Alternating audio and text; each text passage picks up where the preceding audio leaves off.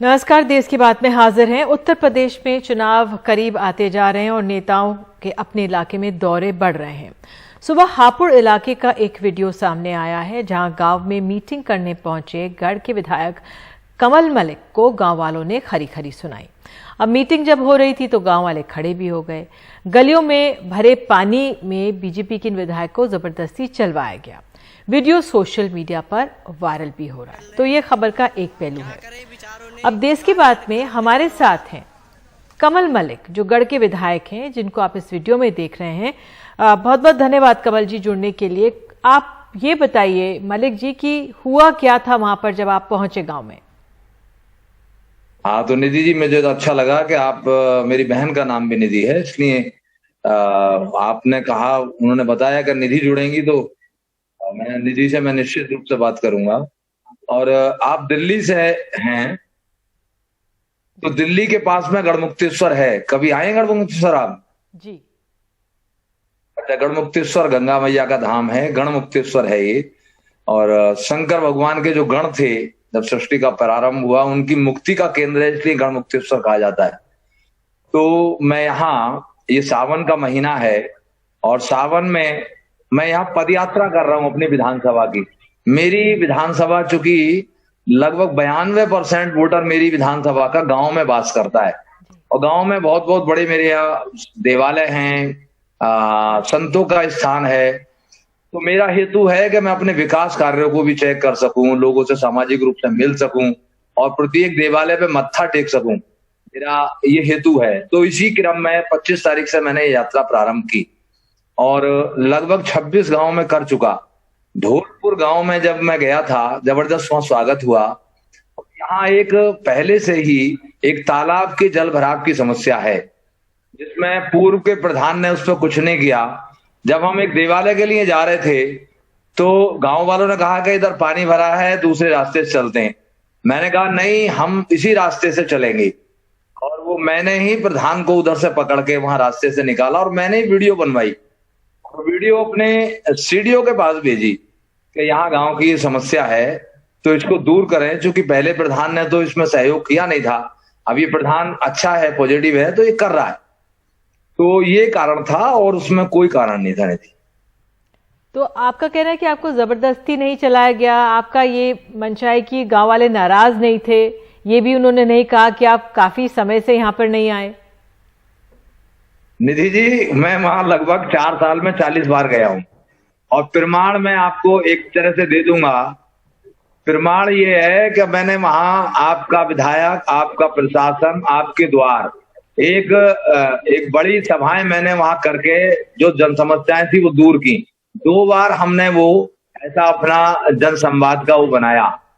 उसके भी चाहेंगे तो वीडियो भेज दूंगा। बाकी मैं कोई भी हंसी खुशी कार्यक्रम होता है, मैं सब में वहां जाता हूँ। कम से कम 40 बार गया हूँगा। वो कोई गलत आरोप लगा रहा है, राजनीतिक दृष्टि से लगा रहा है। तो अब राजनीतिक दृष्टि से आरोप लगा रहा है, आप ये कह रहे हैं? नहीं, मुझे तो नहीं पता, मेरे सामने तो किसी ने आरोप लगाया नहीं कि 40 साल से नहीं आए, मुझसे तो किसी ने कहा नहीं, मैं जब गया हूं। नहीं, तो वहां के आप लोगों को कैसे समझाएंगे? आप जो उनके सामने स्थिति है उनको कैसे समझाएंगे आप? निधि जी, वो जो जहां जल भराव है ना, वो पहले से, चूंकि गांव के अंदर जो तालाब होते हैं ना, तो वो तालाब है वहां, वो तालाब के चारों तरफ उसमें आबादी कुछ बसी है पहले। अब जब से हमारी सरकार आई है, हमने तो कोई कब्जे होने नहीं दिए और उसमें कुछ दिखा दिया क्या काम हुए हैं, लेकिन उसकी जो मूल समस्या है वो हम करा रहे हैं। कल भी हमने टीम भेजी है, उसकी जो भी जल भराव की समस्या जैसे दूर होगी, हमारी सरकार, हमारा प्रशासन कराएगा उसको। तो आप जो मूल समस्या की बात कर रहे हैं, इसके निपटारे के लिए कोई टाइम फ्रेम है कि कितने समय में इस मूल समस्या से निवारण हो जाएगा? हाँ, निश्चित हो जाएगा। हम इसको अभी 1-1.5 महीने के अंदर ही इसको करा देंगे। चलिए कमल मलिक, बहुत बहुत धन्यवाद जुड़ने के लिए। तो कमल मलिक का यही कहना है कि वो पद यात्रा पे थे, उनको जबरदस्ती नहीं चलाया, गांव वाले गुस्सा नहीं है। बहरहाल ये स्थिति है जो सामने हमारे है। तो देश के कई इलाकों में बारिश और बाढ़ से बुरा हाल है। हिमाचल प्रदेश के सिरमौर जिले में भूस्खलन के बाद सड़क ब्लॉक हो गई। यहाँ बारिश के बाद भूस्खलन की वजह से पहाड़ में दरार पड़ गई और टूटकर गिरने लगी है। पहाड़ी खिसकने की वजह से रास्ता भी टूट गया है। सड़कों की संख्या में लोग, आपको बता दें, यहाँ पर संख्या में लोग रास्ते में फंस गए हैं और कई घंटे का लंबा जाम भी यहाँ पर लगा हुआ है। पांवटा साहिब की कनेक्ट करने वाली नेशनल हाईवे 707 को उत्तराखंड वाले भी इसका प्रयोग करते हैं। उधर भूस्खलन की वजह से कई लोगों ने भागकर अपनी जान भी बचाई। यहाँ पर हिमाचल प्रदेश के ही लाहौल स्पीति में एक पुल के बह जाने के बाद बचाव और राहत का काम जारी है। कार हादसे में जख्मी हुए एक शख्स को केलोंग अस्पताल लाया गया है। उधर दार्जिलिंग में लैंडस्लाइड से तबाही की खबरें आ रही हैं। बताया जा रहा है कि भूस्खलन के मलबे में कंस्ट्रक्शन कंपनी का लेबर कैंप आ गया है। वहीं रेल प्रोजेक्ट का काम चल रहा था। आज सुबह मूसलाधार बारिश के बाद बड़े बड़े पत्थर पहाड़ों से गिरे। अचानक सैलाब आया और कैंप में मौजूद 8 मजदूर उसमें बह गए हैं। इनमें से 3 को बताया जा रहा है बचा लिया गया है, जबकि अभी भी 5 की तलाश की जा रही है। उधर पश्चिम बंगाल के कलिम्पोंग में भारी बारिश के बाद बुरा हाल है। जगह जगह भूस्खलन से रास्ते पूरी तरह से रुके हुए हैं। हालांकि रास्तों का साफ करने का वहां पे काम लगातार जारी है। कोलकाता में भी लगातार बारिश हुई है और यहाँ पे बारिश के बाद से कई इलाकों में जल जमाव देखने को मिल रहा है। तस्वीरों में आप देख सकते हैं कि किस तरह से लोगों के घुटनों तक पानी है। दुकानें भी आधी आधी पानी में एक तरह से डूबी हुई है। पहाड़ों पर हो रही बारिश का असर अब वाराणसी में गंगा नदी में भी दिखने लगा है। वहाँ का जो रत्नेश्वर मंदिर है वो एक तरह से पानी में, गंगा में पानी इतनी तेजी से बढ़ रहा है कि घाटों की सीढ़ियों और मंदिर डूबने लगे। मशहूर रत्नेश्वर मंदिर में भी पानी घुस गया है। पानी बढ़ने से न सिर्फ नाविक परेशान है बल्कि किनारों के आसपास रहने वाले लोग भी चिंतित हैं। पिछले 24 घंटे में गंगा का पानी तकरीबन 4 से 5 फुट तक बढ़ गया है। फिलहाल घाटों का आपस में संपर्क लोगों का बना हुआ है, लेकिन पानी इसी तरह से बढ़ता रहा तो 1-2 दिन में घाटों का संपर्क भी आपस में एक तरह से टूट जाएगा। उधर दिल्ली में यमुना नदी का जलस्तर खतरे के निशान से पार हो गया है। खतरे का निशान 205.33 मीटर है और आज 11 बजे यमुना का जलस्तर इसी को पार कर गया है। दोपहर 2 बजे जलस्तर 205.44 मीटर पर पहुंच गया था। दिल्ली में भी हम देख सकते हैं किस तरह से मूसलाधार बारिश हो रही है और कोशिश करेंगे हम अपने सहयोगी शरद शर्मा से बात करने की, क्योंकि वाकई में जो स्थिति है बहुत ही चिंताजनक बनी हुई है। जिस तरह से हिमाचल प्रदेश और तमाम जगह से भूस्खलन की खबरें आ रही हैं और जो रिहायशी जानते हैं कि कोरोना के दौर में जिस तरह से कोरोना की दूसरी लहर थमी और तमाम लोग पर्यटक के तौर पर इन पहाड़ी इलाकों में जा रहे हैं, तो सतर्क रहने की जरूरत है। मुझे बताया जा रहा है शरद शर्मा दिल्ली का हाल बताने के लिए हमारे साथ फोन लाइन पर जुड़ गए। शरद, तो फिलहाल दिल्ली की क्या स्थिति है? यमुना में जो पानी है जलस्तर खतरे के निशान से ऊपर चला गया है।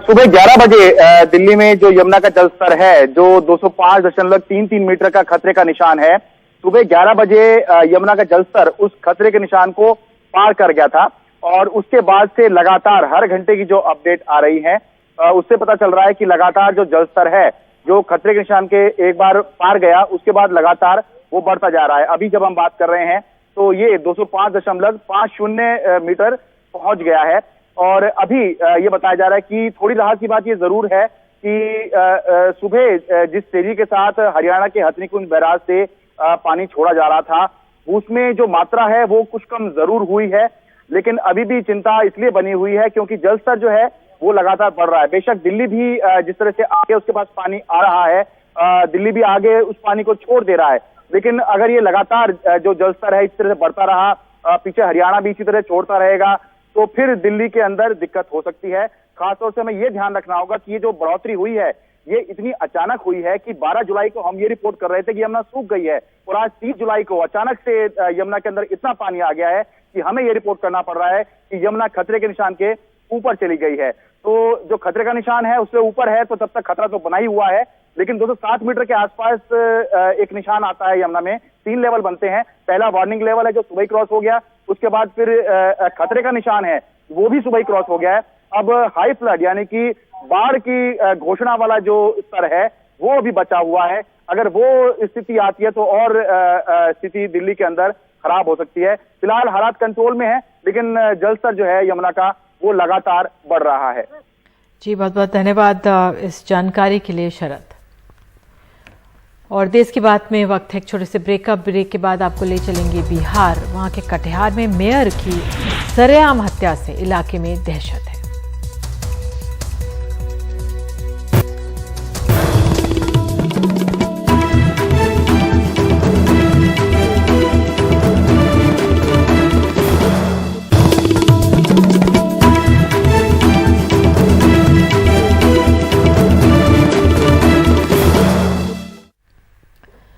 बिहार में कल देर शाम कटिहार के जो मेयर हैं महापौर शिवराज पासवान की गोली मारकर हत्या कर दी गई है। अज्ञात अपराधियों ने नगर थाना क्षेत्र के संतोषी मंदिर चौक के पास दिया इस घटना को अंजाम और इस मामले में 4 लोगों की गिरफ्तारी हुई है। पहले रिपोर्ट देखिए। कटिहार शहर में बृहस्पतिवार शाम मेयर शिवराज पासवान अपने घर ड्राइवर टोला से मोटरसाइकिल से संतोषी मंदिर जा रहे थे, तब उनकी गोली मारकर हत्या कर दी गई। इस दौरान उन्होंने अपने अंगरक्षक को भी साथ नहीं लिया था। ये लगभग 8:30 पौने 9 बजे के आसपास में जैसा कि हमें जानकारी मिली है कि शिवराज पासवान जी को एक फोन आया। उसके पूर्व उन्होंने अपने ऑफिशियल बॉडीगार्ड को यह कहकर वापस कर दिया था कि अभी आज इतने बाहर नहीं निकलना। फोन आने के बाद वो बुलेट मोटरसाइकिल से निकले हैं और कुछ दूर के संतोषी मंदिर के पास ही उन पर ये हमला हुआ है। अज्ञात लोगों ने हमला किया, 3 गोलियां उनके सीने में लगी हैं और कटिहार मेडिकल कॉलेज ले जाने के क्रम में ही उनका देहांत हो गया है।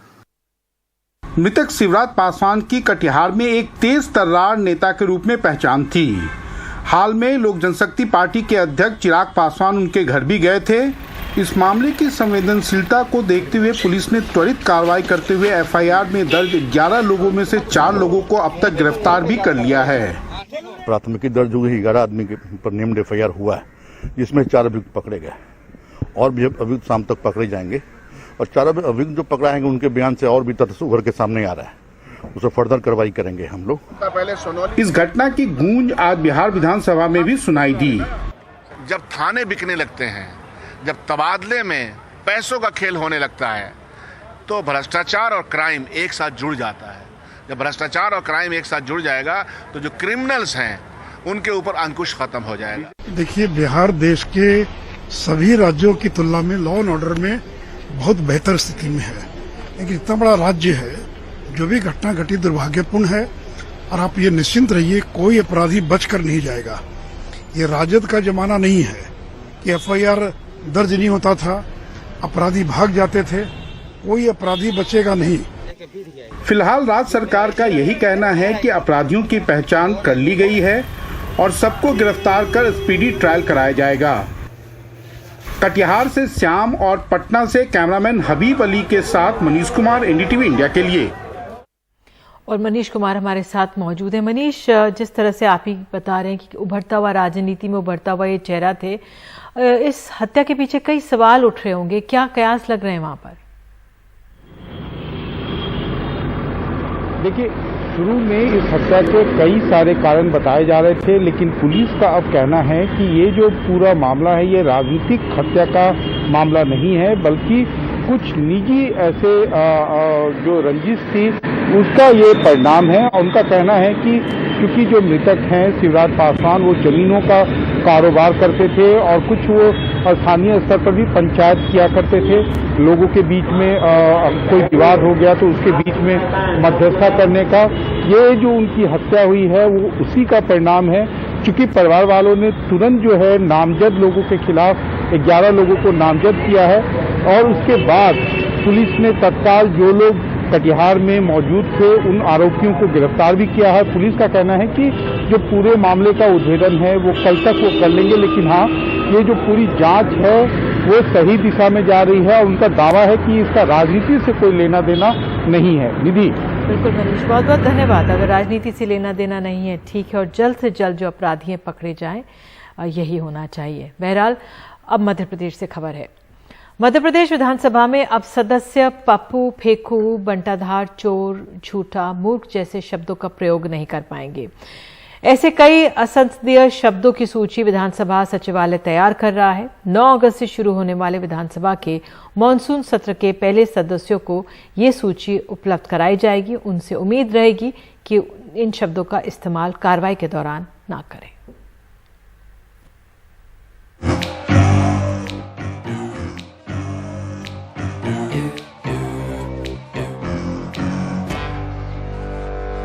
पप्पू, फेंकू, बंटाधार, चोर, नालायक, गधा, मामू, मंदबुद्धि, झूठा जैसे करीब 1500 असंसदीय शब्दों की एक सूची मध्य प्रदेश विधानसभा ने बना ली है। माननीय सदन में अब इनका प्रयोग नहीं कर पाएंगे। ज्यादातर वो शब्द हैं जो पहले सदन की कार्यवाही से विलोपित हो चुके हैं। एक संसदीय शब्दावली का उपयोग होना चाहिए, परस्पर सम्मान भी बना रहे और सदन की कार्यवाही की गरिमा भी बनी रहे। तो उस दृष्टि से हमने एक संकलन बनाया, माननीय अध्यक्ष जी का निर्देश था। तो हमने पूरे जो हमारे अभी तक की प्रतिवेदित कार्रवाइयाँ थीं पिछले सत्र तक की, उनमें से निकाल करके एक संकलन बनाया और शीघ्र ही वो आप लोगों को भी उपलब्ध होगी और माननीय सदस्यों को भी हम उपलब्ध कराएंगे। विधायकों को विधानसभा में अब अपनी बात रखने के वक्त शब्दों के चयन और भाषा की मर्यादा का ध्यान रखना होगा। विधानसभा में शब्दों की आचार संहिता लगने पर दोनों दलों के अपने तर्क हैं। मध्य प्रदेश विधानसभा ने वो शब्द जो सामाजिक मर्यादाओं को तार तार करते हैं उनको निकालने की प्रोसेस चालू की, जो स्वागत योग्य है। और मैं मानता हूं कि जनप्रतिनिधियों का एक परिवार होता है और वो समाज को संदेश भी देता है। इसके अच्छे और बुरे दोनों प्रभाव समाज पे पड़ते हैं। तो विधानसभा का ये कदम स्वागत योग्य है। इस प्रकार के जो शब्द है जो कि असंसदीय है, उन शब्दों को विधानसभा में चर्चा नहीं होना चाहिए। उन शब्दों के साथ आना भी नहीं चाहिए, उनको लेना भी नहीं चाहिए। हम लोग लोकतंत्र के सबसे बड़े मंदिर में बैठते हैं, जनता जनार्दन की कृपा से हम लोग आते हैं। तो जनता को सुकर लगे, जनता को आनंद की अनुभूति हो, उस प्रकार के शब्दों का संवाद होना चाहिए। विधानसभा की बैठकों में सत्ता पक्ष और विपक्ष एक दूसरे पर आरोप प्रत्यारोप के दौरान कई बार असंसदीय भाषा का प्रयोग करते हैं। ऐसे में कई बार विधानसभा अध्यक्ष को अपने अधिकार का प्रयोग करते हुए ऐसे शब्दों को कार्यवाही से बाहर करना पड़ता है, लेकिन अब शायद इसकी जरूरत ही ना पड़े।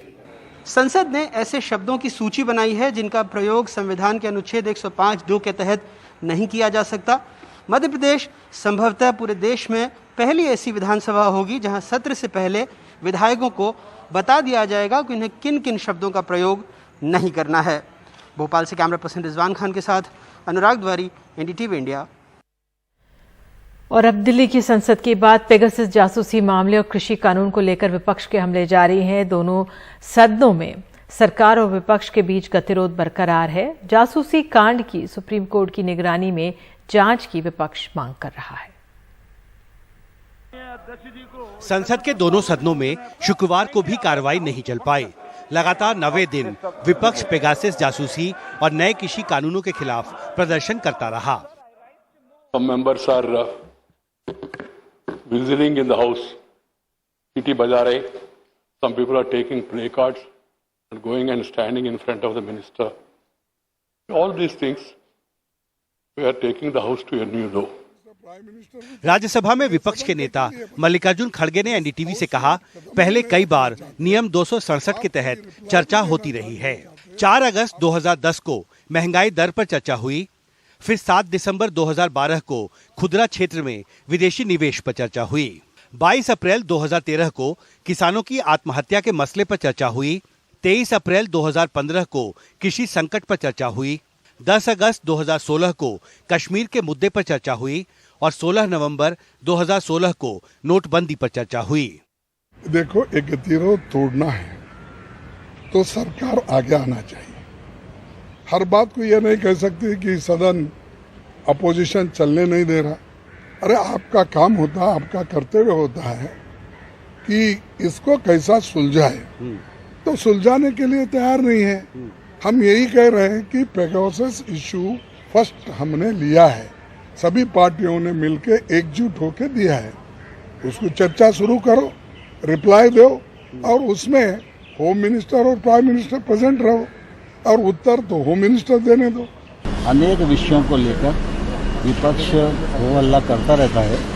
भारत सरकार ने, प्रधानमंत्री जी ने हमेशा कहा है कि जो उपयुक्त विषय हैं, चाहे वो किसान का हो चाहे वो अन्य विषय हैं, उन पर भारत सरकार चर्चा करने के लिए हमेशा तैयार है। टकराव की ये तस्वीर लोकसभा में भी दिखाई दी, जहां स्पीकर की कोशिशों के बावजूद सदन नहीं चल सका। मानसून सेशन के सत्ता पक्ष और विपक्ष के बीच टकराव में धुल जाने की संभावना बढ़ गई है। लोकसभा स्पीकर की खड़ी खोटी सुनाने के बाद भी विपक्ष पेगासस जासूसी मामले को लेकर प्रधानमंत्री या गृह मंत्री के सफाई से कम पर मानने को तैयार नहीं है। वहीं सरकार ने अब तक इसको लेकर कोई संकेत नहीं दिए हैं। आज जो है जो कोरोना महामारी है उसके ऊपर 193 में चर्चा होनी थी, लेकिन उसको भी जो है गतिरोध के चलते नहीं होने दिया गया और ये जो है वो स्थगित करनी पड़ी। तो मुझे लगता है कि ये इस तरह की जो है ओछी राजनीति से बाज आना चाहिए। सदन नहीं चल रहा है, सरकार आरोप लगा रहे, क्यों? जो डिस्कशन हम लोग मांग रहे, अपोजिशन मांग रहे, उसको डिस्कस क्यों नहीं कर रहे? सरकार उसको अगर ध्यान दे, अगर सदन चलाना चाहते तो डिस्कशन दे दे। संसद के मॉनसून सत्र का लगभग आधा हिस्सा निकल चुका है, लेकिन पेगासस स्पाईवेयर फोन हैक विवाद और नए कृषि कानूनों को वापस लेने की विपक्ष की मांग की वजह से संसद में गतिरोध अब भी बना हुआ है। ऐसे में अगले हफ्ते अगर सरकार ने इस गतिरोध को तोड़ने के लिए कोई नई पहल नहीं की तो पूरे मॉनसून सेशन के हंगामे के भेंट चढ़ने का खतरा और बढ़ जाएगा। संसद भवन से राजीव रंजन और शशिकांत झा के साथ हिमांशु शेखर, एनडीटीवी इंडिया।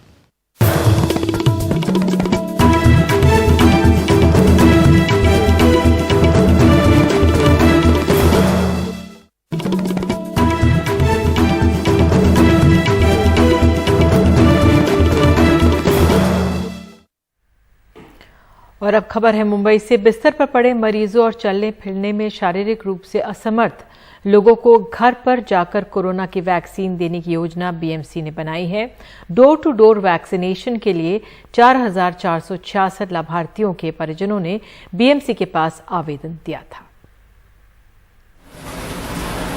78 साल की महमूदा फारूकी चल फिर नहीं सकती। कोविड की दूसरी लहर में ये ऑक्सीजन पर रही। आगे सुरक्षित रहने के लिए वैक्सीन की जरूरत है, लेकिन सेंटर तक जा नहीं सकती क्योंकि शारीरिक रूप से असमर्थ हैं। ये कोविड-19 से पहले मेरी मम्मी को तो बहुत प्रॉब्लम था, ऑक्सीजन न मिलने की वजह से घर पे सब ट्रीटमेंट किया।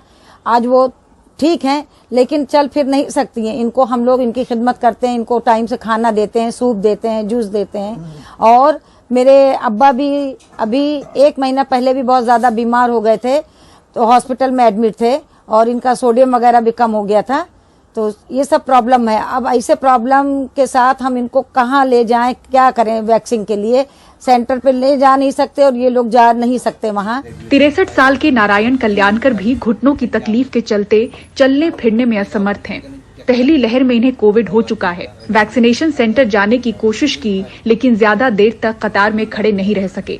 जाने के मौजूद भी बोलता है हमारा नंबर नहीं आया, कोई नहीं आया, फिर वापस वहाँ से रिटर्न आओ। ये अपने भी जमता नहीं, भाग दौड़ में यही सब से अपना घर में बैठ। दोनों घुटने में दर्द है, चल नहीं सकते ज्यादा करके, और साथ चढ़ता है मेरा, ये हिसाब है। महाराष्ट्र सरकार के फैसले के बाद मुंबई में ऐसे 4,466 लोगों की सूची बीएमसी ने बनाई है जो बिस्तर पर पड़े हैं और चलने फिरने में असमर्थ हैं। इनको कोरोना की वैक्सीन घर पर जाकर देने की योजना है। ट्रायल शुक्रवार से शुरू हो चुका है। प्रायोगिक तौर पर सफल होने के बाद अगस्त से डोर टू डोर वैक्सीनेशन अभियान शुरू किया जाएगा। इसके लिए निजी संस्था प्रोजेक्ट मुंबई का सहयोग बीएमसी ले रही है। विशेषज्ञों के दिशा निर्देशानुसार इनको कोवैक्सीन दी जाएगी। नियम के मुताबिक इन्हें कम से कम 6 महीने से बिस्तर पर पड़े होने का चिकित्सा प्रमाण पत्र दिखाना होगा। विशेषज्ञों की टीम की अगुवाई में टीकाकरण किया जाएगा। अपने घर पर ही वैक्सीन लेने के लिए पहले अपनी पूरी जानकारी covidvax2bedridden@gmail.com पर ईमेल के जरिए भेजनी होगी। मुंबई वासी फैसले का स्वागत कर रहे हैं। बहुत सुंदर, बहुत ही इसका स्वागत करने योग्य कदम है महाराष्ट्र गवर्नमेंट का। और हमारे हिसाब से तो लगभग सभी को वैक्सीन लेना चाहिए। जो तमाम तरह की भ्रांतियाँ फैलाई गई थी वो सभी सारी चीज़ें गलत है। गवर्नमेंट अगर कुछ करती है जनता के लिए तो जनता को भी वो चीज़ समझना चाहिए। बहुत गवर्नमेंट ने अच्छा स्कीम निकाला है। यानी जो एजेड लोग होते हैं उनको चलना मुश्किल हो जाता है, लाइन बीन लगाना पड़ता है, उसके लिए अच्छा स्कीम है। इन फैसलों के बीच आंकड़े बताते हैं कि टीकाकरण की रफ्तार मुंबई में जून की तुलना में जुलाई में 23% धीमी पड़ी है। तीसरी लहर की आहट भांपता महाराष्ट्र ज्यादा से ज्यादा टीके की मांग लगातार उठा रहा है। मुंबई से पूजा भारद्वाज, एनडीटीवी इंडिया। तो सीबीएसई बोर्ड ने 12वीं कक्षा के नतीजे दोपहर 2 बजे आज घोषित किए हैं और इस साल की परीक्षाओं में 99.37% बच्चे पास हुए हैं। आपको बता दें कि कोरोना के चलते इस साल बोर्ड परीक्षाएं रद्द कर दी गई थी और सीबीएसई ने एक विशेष फॉर्मूले के तहत मूल्यांकन कर नतीजे घोषित किए हैं। शुक्रवार सुबह सीबीएसई ने बड़े फिल्मी अंदाज में घोषणा की कि आज 12वीं के नतीजे घोषित किए जाएंगे। इसके बाद बच्चों में उत्साह और उत्सुकता दोनों नजर आए। सीबीएसई ने एक विशेष फॉर्मूले के तहत मूल्यांकन कर नतीजे घोषित किए हैं। मूल्यांकन के लिए सीबीएसई ने 40% प्लस 30% प्लस 30% का एक फॉर्मूला तैयार किया था। 40% वेटेज 12वीं कक्षा के यूनिट टेस्ट, मिड टर्म परीक्षा, प्री बोर्ड एग्जाम को मिले अंकों को दिया गया। 30% वेटेज 11वीं कक्षा के फाइनल एग्जाम के नंबरों को दिया गया और 10वीं कक्षा के 5 विषयों में से 3 विषय जिनमें बेहतर अंक हैं उनका वेटेज 30% रखा गया। इस साल भी लड़कियों ने लड़कों से बेहतर प्रदर्शन किया। 12वीं की परीक्षा में 99.37% छात्र सफल हुए। 99.67% लड़कियां और 99.13% लड़के। केंद्रीय विद्यालय के 100% छात्र पास हुए। 10% छात्रों ने 90% से अधिक और 5.37 छात्रों ने 95% से अधिक अंक प्राप्त किए। लेकिन ज्यादातर छात्र मूल्यांकन से संतुष्ट नजर नहीं आए। जो उम्मीदें थी उसके हिसाब से तो रिजल्ट हमारा खराब रहा है, क्योंकि ज्यादा के लिए कहेंगे नहीं, हमारी 80+ की उम्मीदें थी, तो उस हिसाब से हमारा रिजल्ट आया नहीं है। I got my results today and... मैंने इससे बेहतर की उम्मीद की थी। अच्छा होता अगर सीबीएसई ऑनलाइन परीक्षाएं कराता। If CBSE would have taken the exams offline or online. वहीं शिक्षक संतुष्ट नजर आए। ऐसा रिजल्ट ना कभी पहले आएगा और हम ऐसा चाहेंगे कि इस तरह का रिजल्ट कभी ना ही आए भविष्य में, तो सभी के लिए अच्छा होगा। सभी ने बहुत मेहनत की। एजुकेशन फ्रेटर्निटी के लिए एक सैल्यूट करना चाहेंगे, जिन्होंने बहुत ही कम समय में इस रिजल्ट को तैयार करने में एक पूरे चैलेंज की तरह से उसको लिया और वो रिजल्ट आज हमारे सामने है।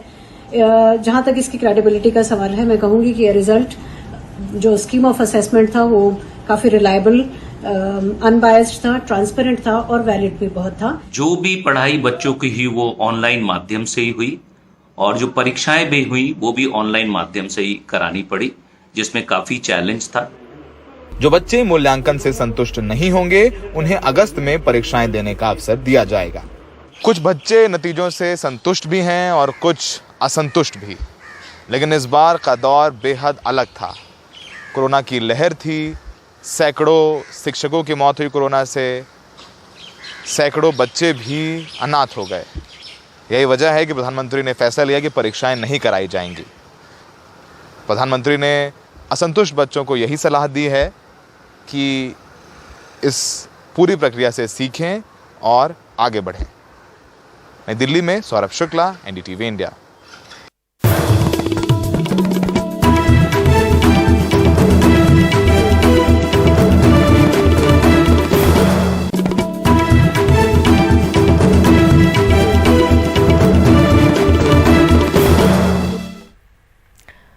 टोक्यो ओलंपिक में पीवी सिंधु बैडमिंटन के सेमीफाइनल में पहुंच गई हैं। उन्होंने पूर्व वर्ल्ड चैंपियन यामागुची को हराया है। सिंधु ने यामागुची को 20-13, 22-20 से हराया। एक वक्त ऐसा लगा कि मुकाबला तीसरे गेम तक चलेगा, लेकिन पीवी सिंधु ने बेहतरीन खेल दिखाते हुए पहले बराबरी की और फिर ताकतवर स्मैश से मुकाबला अपने नाम किया। इससे पहले एक तरफा प्री क्वार्टर फाइनल मुकाबले में डेनमार्क की मिया ब्लिंडफेल्ड को सीधे गेम में हराकर उन्होंने अंतिम 8 में जगह बना ली थी।